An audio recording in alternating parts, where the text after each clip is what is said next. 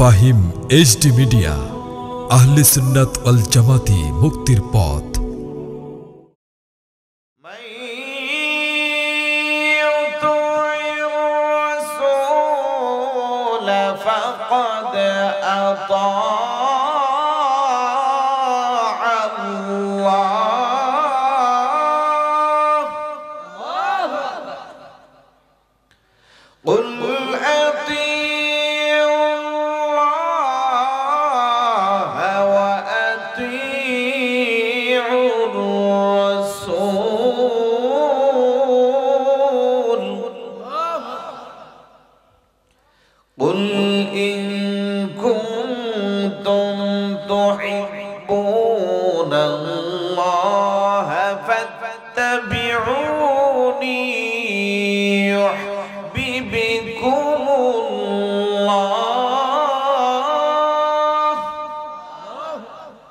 ويغفر لكم ذنوبكم الله غفور رحيم।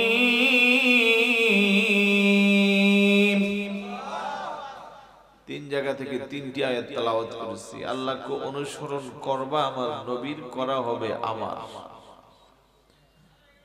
ইতাআত করবা আমি আল্লাহর, করা হবে আমার রাসূলের। আতিউল্লাহ ওয়া আতিউর রাসূল। ভালোবাসবা, অনুসরণ করবা আমার নবীর, ভালোবাসা পাইবা আমি আল্লাহ। সুবহানাল্লাহ। এই সুন্দর বিধান, কি চমৎকার বিধান! মানবো নবীকে, মানা হবে। তোমারই কথা যে মেনেছে নবী, খোদাকে তাহার মানা হয়েছে। পাক কোরআনে লেখা পড়া পেয়েছি, হৃদয়ে তোমার ছবি এঁকেছি ওগো নবীজি, হৃদয়ে বলেন হৃদয়ে তোমার। আমরা উম্মতে বড় সহায়, কেউ মোদের দুঃখ বুঝে না যে ভাই, বেতারে বেতি তুমি মোরা জেনেছি, হৃদয়ে তোমার ছবি এঁকেছি ওগো নবীজি, হৃদয়ে। উম্মতের দুঃখ পৃথিবীর কেউ বুঝে না, যিনি বুঝেন উনি সোনার। আরেকটু জোরে বলুন। মন গড়া কথা নয়, প্রত্যেকটা কথার পিছনে আল্লাহর দলিল। লাকাদ জাআকুম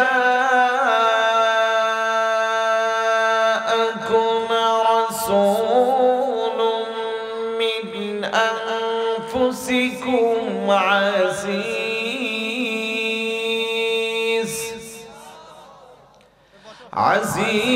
আজিজুন আলাইহি মা আনিতুম হারিসুন আলাইকুম বিল মুমিনিনা রাউফুর রহিম।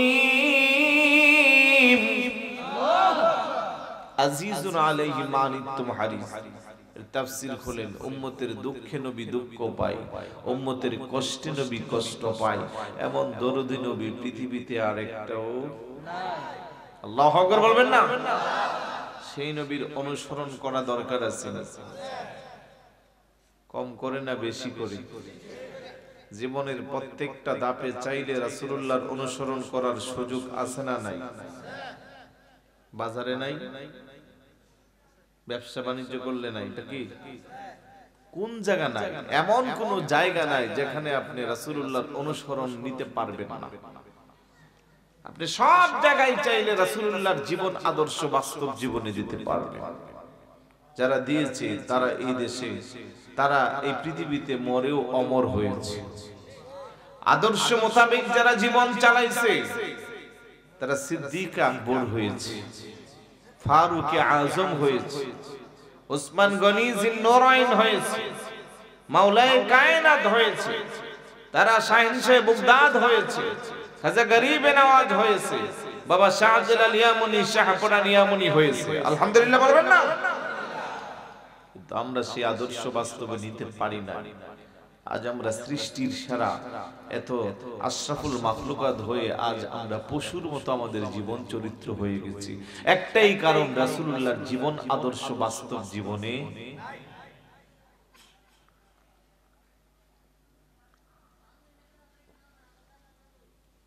চাইলে প্রত্যেক ধাপে ধাপে অনুসরণ করার সুযোগ আছে। মাইয়ুতি'র রাসূল ফাকাদ আতা আল্লাহ। কিভাবে আমার জীবন চালাবো রাসূল আপনার কাছে জানতে চাই। আল্লাহ কোরআনে জবাব দেয়, মা আতাকুমুর রাসূলু ফাখুযুহু ওয়া মা নাহাকুম আনহু ফান্তাহু ওয়াত্তাকুল্লাহ ইন্নাল্লাহা শাদীদুল ইকাব। আল্লাহ কো আমার রাসূল তোমাদের জন্য জানিয়ে আসছে তা তোমরা আঁকড়ে ধরো, যা নিষেধ করেছে তা তোমরা বর্জন করো। এবার একটু আমার সাথে জবান খুলে বলুন, রাসূলুল্লাহর আদর্শে নামাজ আছে না নাই? রোজা আছে না নাই? হজ আছে না নাই? যাকাত আছে না নাই? আব্বা আম্মার সাথে উত্তম ব্যবহার করার বিধান আছে না নাই? বড়দেরকে সম্মান করার কথা আছে না নাই? ছোটদেরকে স্নেহ করার কথা আছে না নাই? মা বোন যারা পর্দা করা দরকার আছে না নাই? জবান খুলে আওয়াজ দিয়ে বলুন, সুদের কথা আছে না নাই? আছে? আবেগে মনে দুই একজন বলছে আছে, বুঝতে পারে নাই। সুদের কথা, ঘুষের কথা, মিথ্যা কথা বলা, অন্যায়ভাবে মানুষকে ঠগানো, জুলুম, নির্যাতন, সন্ত্রাসী, চাঁদাবাজি, খুন খারাপি, রাহাজারি, বেপরদা হয়ে চলা, সব তো জানি, তো মানতে পারি না। দুনিয়ার প্রেমে পড়ে আমরা আল্লাহকে বলে যাই। এখানে যারা আসছেন যদি জীবনের গোটা জীবনের হিসাব চাই, যে আপনার জীবনের কয়েকটা নামাজ কাজা করলেন, এই মাসে কয়েকটা নামাজ কাজা করলেন, বলে হুজুর অনেক কেন করলেন? কিছু নামাজ কাজা করলাম সম্পদের লোভে পইরা, ব্যবসা করি, বাণিজ্য করি, কিভাবে টাকা উপার্জন করা যায় সেই দিকে সময় দিয়া নামাজ পড়ার টাইম নাই। অনেকে বলবেন সন্তান স্ত্রীর পিছনে সময় দিয়া নামাজ পড়তে পারি নাই।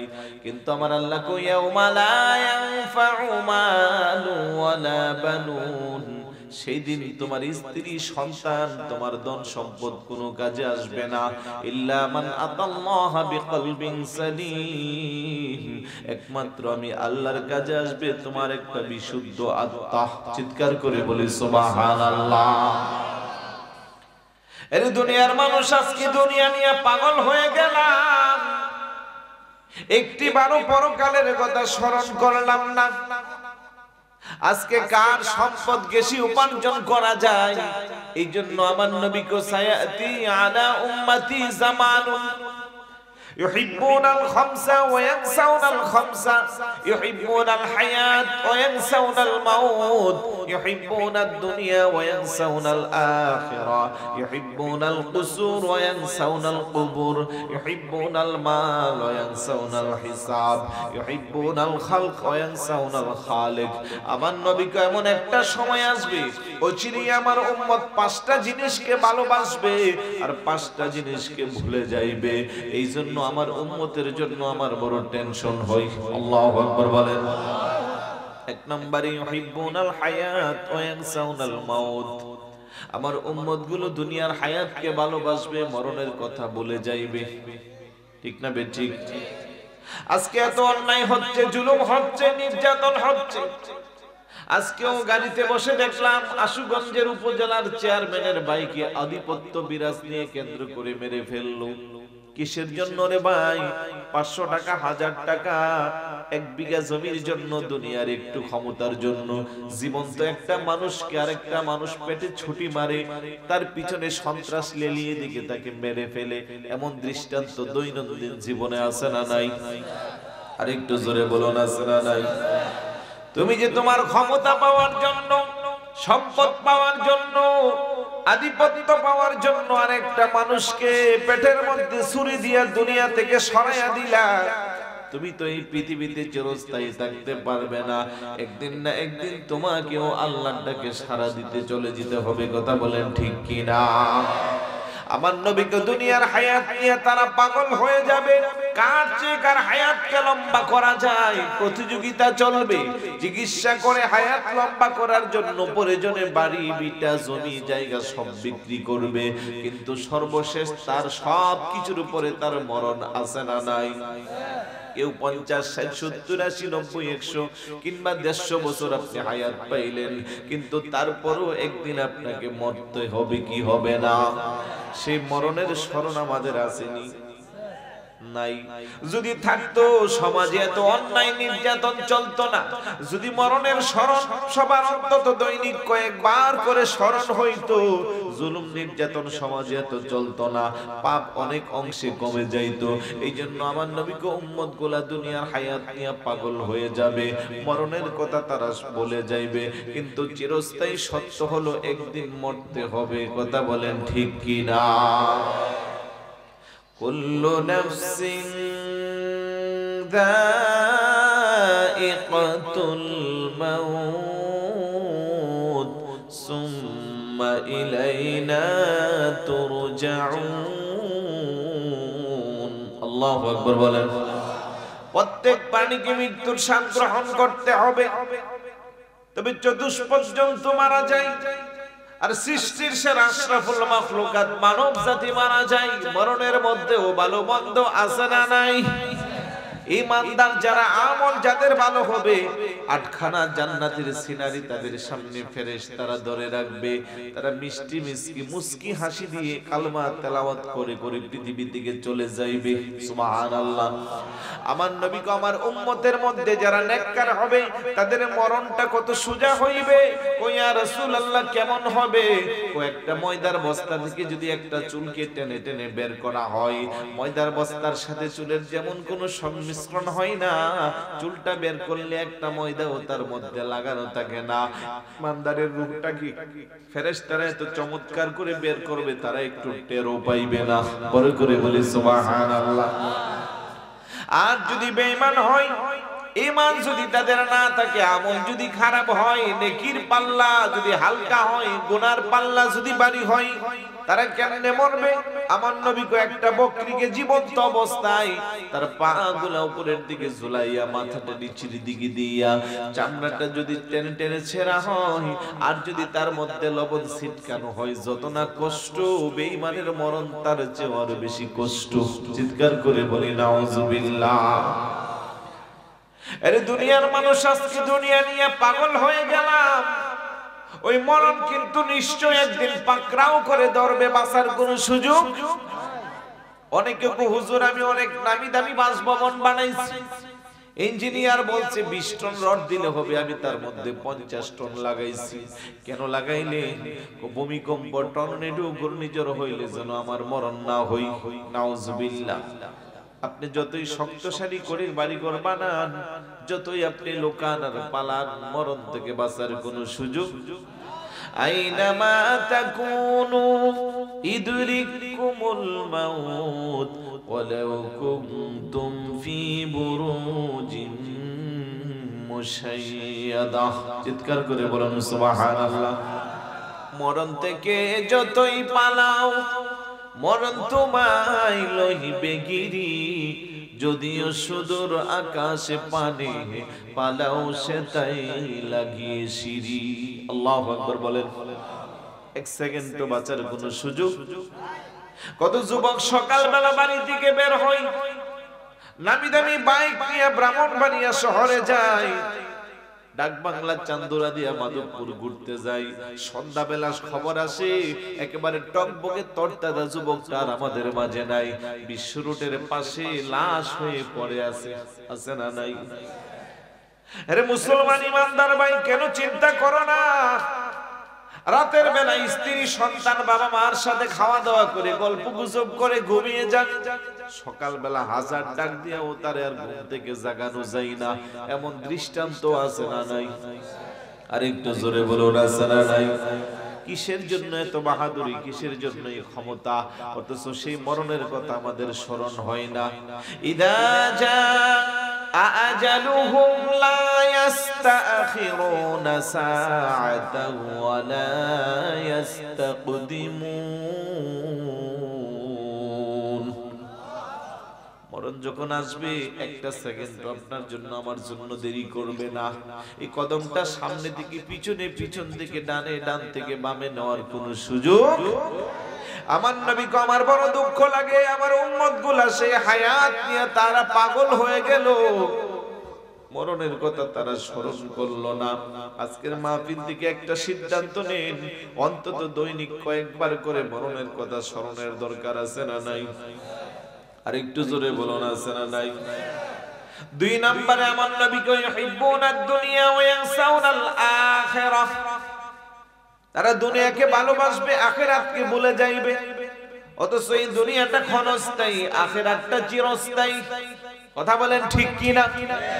ঈমানদার নেককার বান্দা যারা, আদ-দুনিয়া সিজনুল মুমিনিন ওয়া জান্নাতুল লিল কাফিরিন। ঈমানদারদের জন্য দুনিয়াটা একটা জেলখানা। তাদের কাছে তত ভালো লাগে না, কারণ দুনিয়াতে এখন আর রিয়েলিটি নাই, সব ফুয়া, সব বোকাস। কথা বলেন ঠিক কি না? এই জন্য দুনিয়াটা ঈমানদারদের জন্য একটা জেলখানা, আর পরকালটা হইল তাদের জন্য বালাখানা। আর বেঈমান ইহুদি খ্রিস্টান পৌত্তলিকতার বিশ্বাসী যারা, ইসলাম যারা বিদর্ভী, তাদের জন্য দুনিয়াটা হইল বালাখানা, আর পরকালটা হইল তাদের জন্য জেলখানা। কথা কোন ঠিক কি না? আমার নবী কয় দুনিয়া মাজরাতুল আখিরাহ। দুনিয়াটা হইল আখিরাতের ক্ষেত্র স্বরূপ। জমিনের মধ্যে যদি ভালো বীজ রোপণ করা হয়, কীটনাশক ভালো করে যদি জীবাণুনাশক দেওয়া হয়, ওই জমিনের ফলন ভালো হয়। কৃষক ফল কাটার পরে মজা মজা নিয়ে সেই ফলটা খাইতে পারে। কথা কোন ঠিক কি না? আর যদি জমিনের রোপণ ভালো না হয়, ফলাফল ভালো আশা করা যায় না। এই 50, 60, 70 বছর হায়াতটা যদি ভালো করে কাটানো যায়, আল্লাহর কথাগুলো যদি ভালো করে মানা যায়, রাসূলুল্লাহর প্রেম মোহাব্বত নিয়ে যদি দুনিয়া কাটানো যায়, ওই পরকালের দীর্ঘস্থায়ী সময়টা আরাম আর আরাম। বড় করে বলি সুবহানাল্লাহ। 3 নম্বরে আমার নবী কয় ইউহিব্বুনাল কুসুর ওয়া ইয়ানসাউনাল কুবুর। দুনিয়ার রাজপ্রাসাদকে তারা ভালোবাসবে, চিরস্থায়ী ঠিকানা 3.5 হাত কবরের কথা তারা ভুলে যাইবে। কথা কোন ঠিক কি না? কার বাড়ির চেয়ে কার বাড়িটা সুন্দর করা যায়, ইঞ্জিনিয়ার দিয়া ভালো করে কি প্ল্যানিং আনা যা, দামি দামি টাইলস পাথর লাগাইয়া কারুকার্য করে এলাকার মানুষ লাইন ধরে তার বাড়িটা দেখে। আরে বোকা মুসলমান ভাই, বাড়িটা সুন্দর করে বানাইলা কোনো আপত্তি নাই, আসল বাড়ি যে 3.5 হাত কবর, সেই বাড়ির তোমার আমার কোনো খবর নাই। কথা কোন ঠিক কি না? ক্ষণস্থায়ী বাড়ি বানানোর জন্য পাগল হয়ে গেলাম। ঘুম নাই, খাওয়া নাই, দাওয়া নাই, হালাল নাই, হারাম নাই, শুধু টাকা টাকা টাকা। এমন বাড়ি বানাবো গোয়ালনগর এলাকা যেন বিজয়নগরের সেরা বাড়ি হয়ে যায়। সামনে বারান্দা দিয়ে ভালো করে ফুলের বাগান দিব, বিকাল বেলা মানুষ আসবে আমার বাড়িটা দেখার জন্য। আছে না নাই? আমি যে এত সুন্দর করে 5 কোটি 10 কোটি টাকা খরচ করে বিজয়নগরের সেরা বাড়ি বানাইলাম, আমার আসল বাড়ির খবর কতটুকু আছে? আসল বাড়ি তো আমার বাড়ির কিনারায় যৌথ কবরস্থান কিংবা একা কবরস্থান, 3.5 হাত ছোট্ট একটা বাড়ি। যেই বাড়ির ভিতরে কোনো নামি দামি টাইলস পাথর নাই, যেই বাড়ির ভিতরে কোনো আলোক সজ্জা, কোনো কারেন্টের তার নাই, লাইন নাই। আমি ঘুমাই আমার ঘরের মধ্যে, গরমের দিনে এসি আছে, শীতের দিনে আর গরম হিট দেওয়ার মতো মেশিন আছে, বিদেশি নামি দামি কম্বল আছে। যে খাটে আমি ঘুমাই, সেগুন গাছের 1 নম্বর কাঠের কারুকার্য করা খাটের দাম 1.5 লক্ষ টাকা। এত সুন্দর নামি দামি আমার বাসভবন, আমার আমল নাই, নামাজ নাই, রোজা নাই, হারাম হারাম মিশ্রণ করে আমি চলি। মারা যাওয়ার পরে আমার যে 3.5 হাত কবরে দেওয়া হইবে, যেখানে আমি 2000 স্কয়ার ফিটের একটা রুমে আরাম করে ঘুমাইতাম, মাত্র ছোট্ট 3.5 হাত একটা কবরের মধ্যে আমাকে শোয়া দিবে। আমল যদি খারাপ হয়, ওই ছোট্ট কবরটা আরো ছোট্ট হয়ে যাবে। ডানের মাটি বামে চাপা দিবে, বামের মাটি সামনে চাপা দিবে। মুহূর্তের মধ্যে আমি শক্তিশালী ব্যক্তির হাড্ডি গুড্ডি গুলা পাউডারের মতো বানাইয়া দিবে। আল্লাহু আকবার বলেন। আমি কান্না করব, আপনি কান্না করবেন। এই পৃথিবীতে মানব জাতি আর জিন জাতি ছাড়া অন্যান্য সৃষ্টি জগতের সবাই কান্নার আওয়াজ শুনবে। কোনো লাভ হবে না, লাভ হবে না, এইভাবে কান্না করি। এই জন্য কবর দৈনিক ডাকটা করে দুনিয়ার মানুষ গর্ব করে আমার মাটির উপরে হাঁটিস। আল্লাহ কোয়ালা তামশি ফিল আরদি মারাহা, জমিনের উপরে তুমি অহংকার নিয়ে হাঁটিও না। কবর ডাক ডাকো, তোমরা কি জানো না তোমার ক্ষণস্থায়ী পৃথিবীতে তুমি চিরস্থায়ী থাকতে পারবা না। একদিন না একদিন আমার কাছে আসবা। আমি বড় অন্ধকারের ঘর, আমি বড় ভয়ঙ্কর ঘর। আমার মধ্যে কোনো আলো নাই, আমার মধ্যে কোনো বাতি নাই, আমার মধ্যে কোনো সাথী নাই, আমার মধ্যে কোনো নামি দামি খেট পালং নাই, আমার মধ্যে কোনো বিছানা নাই। তোমার আমল যদি ভালো হয়, আমি ছোট্ট কবর আর ছোট্ট থাকবো না, আমি বিশাল বড় হয়ে যাব। আর আমল যদি খারাপ হয়, আমার মধ্যে বিষাক্ত পোকামাকড় আছে, আকরাউ সুজান সাবিবাতান, বিষাক্ত সর্প আছে যারা তোমাকে দৈনিক দর্শন করবে, কামড়াবে। আল্লাহু আকবার বলেন।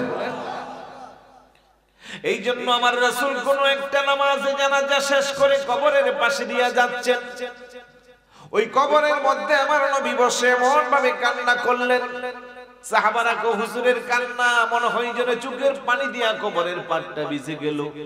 সাহাবারা বলল, ইয়া রাসূলুল্লাহ, এইভাবে কেন আপনি কান্না করেন? আমার নবী কো, উম্মত, এই কবরের আযাবের খবর যদি তোমরা জানতা, এই কবরের ভিতরে কি হইতা যদি তোমরা অনুধাবন করতে পারতা, এই দুনিয়া নিয়ে পাগল পারা হইতা না, অসৎভাবে উপার্জনের জন্য পাগল হয়ে যাইতা না, রাতারাতি বড়লোক হওয়ার জন্য অন্যকে ঠগাইয়া সুদের ব্যবসা, ঘুষের ব্যবসা দিয়ে আমরা আমাদের জীবন জ্বালাইতাম না। কথা বলেন ঠিক কিনা? হযরত ওমর ফারুক রাদিয়াল্লাহু তাআলা আনহু কবরের পারে যাইয়া বিনাইয়া কান্না করে। সাহাবারা কো, ও আমিরুল মুমিনিন, ইয়া আমিরুল মুমিনিন, কেন আপনি এইভাবে কান্না করেন? হযরত ওমর কো, সাহাবারা, এই কবরের ব্যাপারে আমার নবীজি কত ভয়ঙ্কর তথ্য দিয়েছেন, যদি তোমরা জানতা তোমরাও কান্না করতা। আল্লাহু আকবার বলেন। পরকালের অনেকগুলো স্টেপের মধ্যে প্রথম স্টেপ হইল কবর।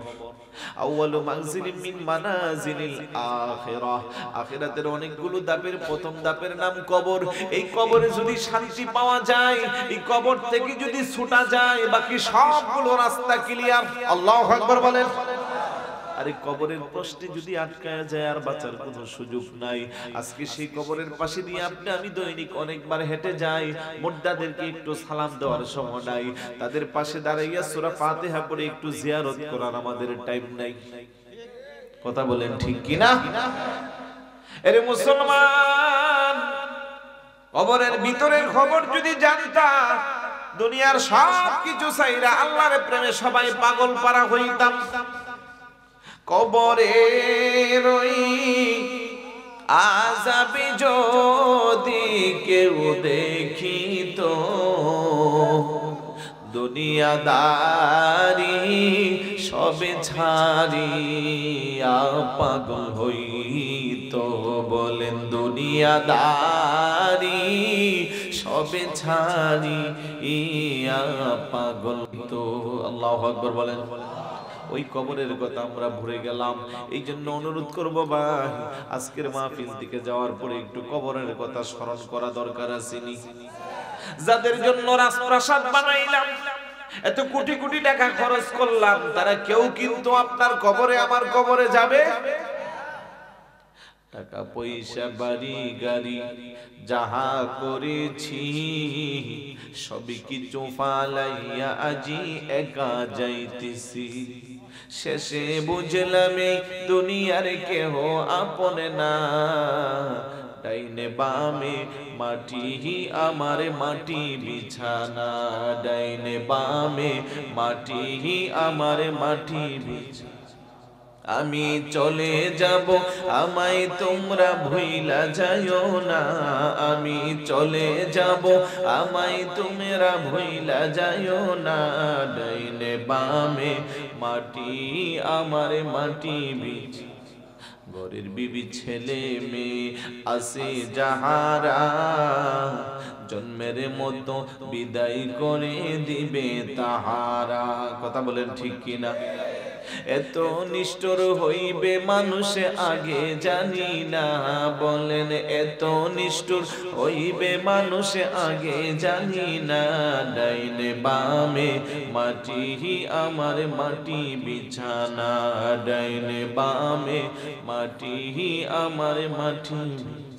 আমি চলে যাব আমায় তোমরা ভুইলা যাইও না, আমি চলে যাব আমায় তোমরা ভুইলা যাইও না, ডাইনে বামে মাটি আমার মাটি বিছানা।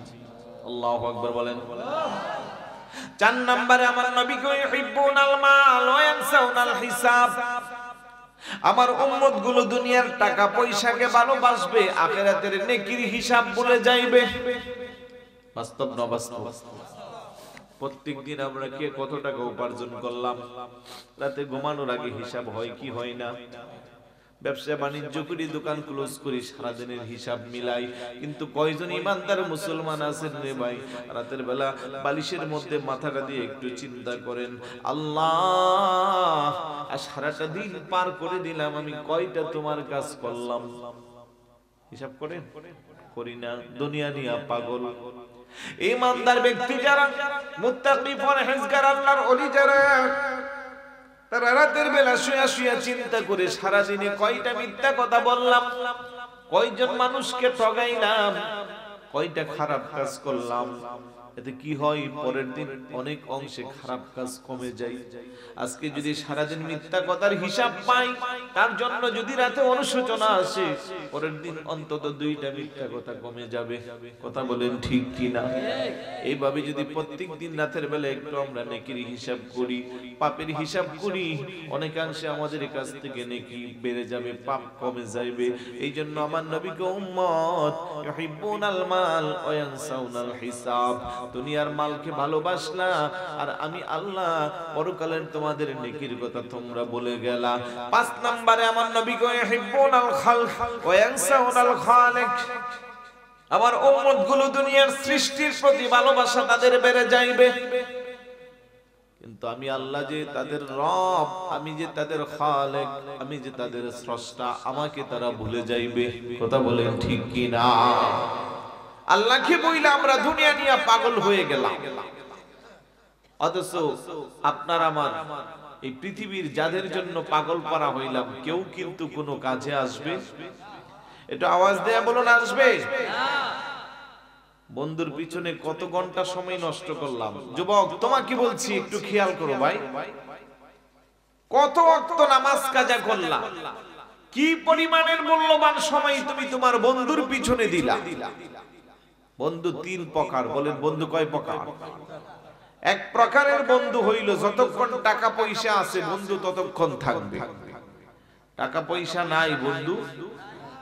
এই জন্য যুবকরা কেউ ভালোবাসা অভাব যখন আসে, ভালোবাসা তখন জানালা দিয়া পালা। কথাটা বাস্তব না অবাস্তব?